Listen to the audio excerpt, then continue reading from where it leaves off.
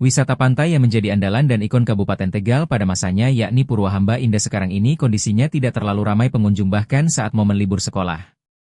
Kondisi tersebut dipengaruhi karena kolam renang yang selama ini menjadi destinasi unggulan di Purwahamba Indah sementara waktu tutup karena akan dilakukan revitalisasi atau perombakan secara keseluruhan.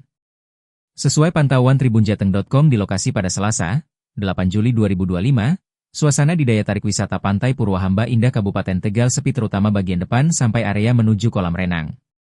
Suasana sangat sepi hanya terlihat beberapa lalu lalang warga sekitar dan kendaraan pengunjung yang hanya hitungan jari. Kondisi juga cukup memprihatinkan terutama di bagian area kolam renang yang memang sementara tutup sejak Juli 2024 lalu.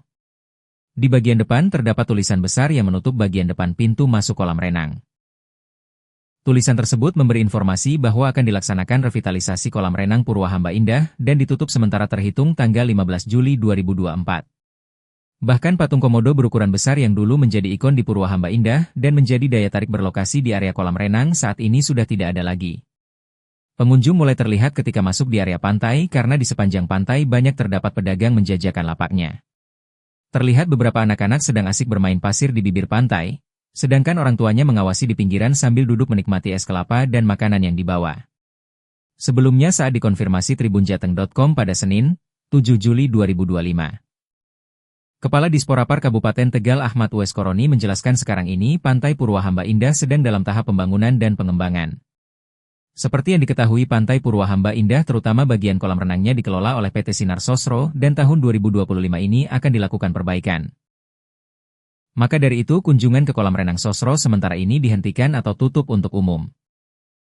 Ini sedang dalam tahap pembangunan atau tahap perkembangan adalah Pantai Purwahamba Indah. Kita tahu bahwa Pantai Purwahamba Indah yang dikelola oleh Sosro perbaikan dari tahun 2025 ini perbaikan sehingga kunjungan yang ke Sosro sementara dihentikan. Tetapi kami di objek wisata pantainya itu tetap menerima pengunjung. Tetapi memang ini ada penurunan jumlah pengunjung karena ditutupnya Sosro. Semoga di tahun ini PT Sosro akan benar-benar memperbaiki, merevitalisasi Sosronya sehingga kunjungan juga semakin bertambah. Selain daripada itu, kita juga membuat paket-paket wisata kita rencanakan.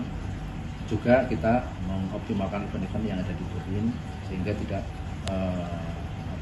tertinggal dengan objek wisata lain. Kemudian di Pantai Purwahamba Indah kita sudah koordinasi dengan Sosro. Moga-moga bulan ini DD-nya jadi. Kita harapkan pembangunan mulai akhir tahun dan tahun depan sudah bisa kita nikmati wajah Purwahamba Indah yang baru. Selain itu kita juga mengundang investor yang berminat di Pantai Purwahamba Indah. Kita menginginkan bahwa Pantai Purwahamba Indah selain yang dikelola oleh Sosro bisa makeover, bisa mengejar ketertinggalannya. Kita konsepnya kemarin kita sudah sounding dengan investor, beberapa investor ada yang sudah sounding. Kita menginginkan desainnya seperti Pantai Indah Kapuk Jakarta ya, PEK 2. Kita harapkan bisa seperti itu. Tapi memang kerjasama ini butuh perhitungan yang akurat, perhitungan yang detail karena kerjasama ini bisa memakan waktu 25-30 tahun. Sehingga kita berhati-hati untuk keberlanjutan nanti baik dalam pelaksanaannya maupun dalam kerjasama.